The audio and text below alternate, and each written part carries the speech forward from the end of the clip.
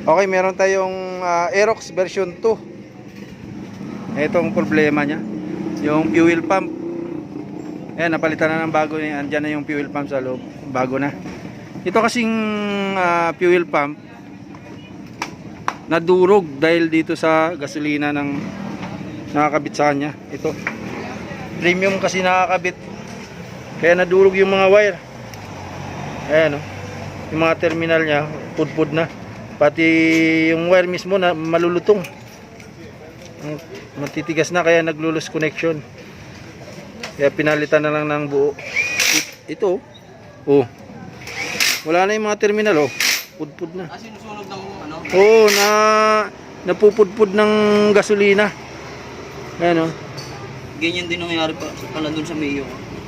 Pag na-stock kasi ito ng 9 months. Ng gas. 9 months kasi na-stock to. Kaya Ito niya yung ano? ang ano ko dito, na-notice ko dito sa premium na gasolina, pag na-stock, napupudpud talaga yung mga wire dito sa loob. Oo. Yan.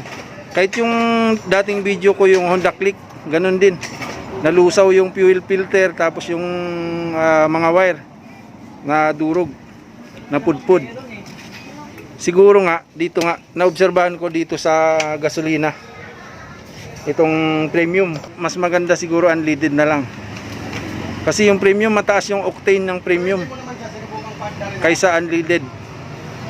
Kaya mas maganda unleaded. Kung i-stock nyo naman talaga yung motor nyo, eh unleaded na lang yung gagawin nyo, i-karga.